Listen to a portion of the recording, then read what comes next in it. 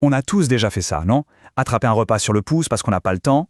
Eh bien, ce geste qui nous paraît si universel cache en réalité un monde fascinant, un art qui va du simple petit chariot de rue à une véritable quête spirituelle. Alors aujourd'hui, on va explorer ensemble cet art du repas en mouvement, de son histoire la plus simple à son expression la plus profonde. Voilà le programme. On va commencer par la cuisine nomade pour voir à quel point c'est une tradition mondiale. Ensuite, on va plonger dans l'âme du soba avec un maître artisan exceptionnel. Puis, on remontera le temps avec les échos du passé avant de se projeter dans les visions du futur de la vente ambulante. Et pour finir, le moment de vérité, le verdict du mangeur, là où l'art se confronte à la réalité. Allez, on commence. Première partie, la cuisine nomade, une tradition mondiale. C'est quelque chose de tellement ancré dans nos vies qu'on oublie parfois à quel point c'est universel et rempli d'énergie. Regardons ces deux images. D'un côté, un chariot hashimite, rouge vif, en plein cœur d'Istanbul. De l'autre, on fait un bond dans le temps, direction Milan en 1940, avec ce four mobile un peu rouillé qui sert des simples pommes de terre. Deux époques, deux cultures, mais l'idée au fond est la même. C'est la nourriture qui vient aux gens. C'est ça, l'héritage mondial qu'on partage tous. Et ce concept, ça porte un nom, le commerce nomade. C'est beaucoup plus qu'une simple commodité en fait. C'est l'idée de créer un marché qui vit, qui bouge, qui est fluide. Une vraie tradition économique et culturelle qui transforme n'importe quel espace public en un lieu d'échange. Bon, maintenant on va quitter le bruit de la rue pour le silence et la concentration d'un atelier. Deuxième partie, l'âme du soba. On va tenter d'entrer dans l'esprit d'un maître. Et voici Shukotani. Ces mots, déjà, nous emmènent complètement ailleurs. On sent tout de suite qu'on ne parle plus seulement de cuisine, mais d'une discipline presque spirituelle. Ses doigts peuvent voir à l'intérieur. C'est une autre dimension. Ce qui est incroyable, c'est la complexité de son art. Faire des nouilles soba avec 100% de sarrasin, c'est un défi énorme, parce qu'il n'y a pas de gluten pour lier le tout. Alors le processus de Shukotani, c'est un véritable rituel.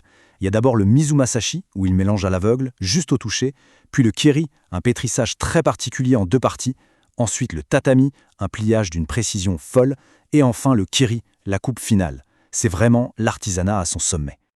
2000 $. Voilà un chiffre qui fait réfléchir. Pour un artisan, c'est une somme énorme. On pourrait s'imaginer un nouveau four, une année de loyer, mais non. La réalité est encore plus parlante et tout ça, c'est pour un seul et unique objet. Et cet objet, c'est son couteau. Son couteau à soba. Il le dit lui-même, tout mon salaire y est passé. Là, on n'est plus dans le simple outil de travail. C'est carrément l'incarnation de sa passion, le symbole de son sacrifice total pour son art. Et ce dévouement, il s'inscrit dans une histoire assez fascinante. Troisième partie, écho du passé, ou comment le soba est lui aussi descendu dans la rue. Il faut imaginer la scène. Des cyclistes qui empilent des dizaines de bols de soba sur leur épaule et qui zigzaguent à toute allure dans le trafic de Tokyo. C'était une pratique spectaculaire qu'on appelait le demae.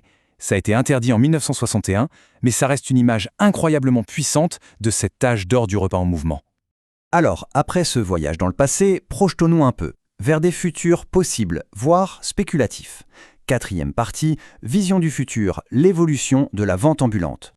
Et ça, c'est une illustration parfaite de jusqu'où cette idée peut aller. C'est un concept qui date de 2021, l'éco-congélateur. Un kiosque mobile pour vendre des cubes de permafrost, ce sol de l'Arctique qui est en train de fondre. On passe de la livraison d'un besoin de base, un repas chaud, à la vente d'un concept, d'une mémoire glacée d'un monde qui change. Cette évolution, elle pose une question assez fondamentale, non? Entre livrer des nouilles chaudes et préserver des souvenirs froids, quel est finalement le but de tout ça? Est-ce que c'est de nourrir le corps, l'esprit ou peut-être notre conscience? Et tout ça nous amène logiquement à notre dernière partie, le moment de vérité. Cinquième partie, le verdict du mangeur.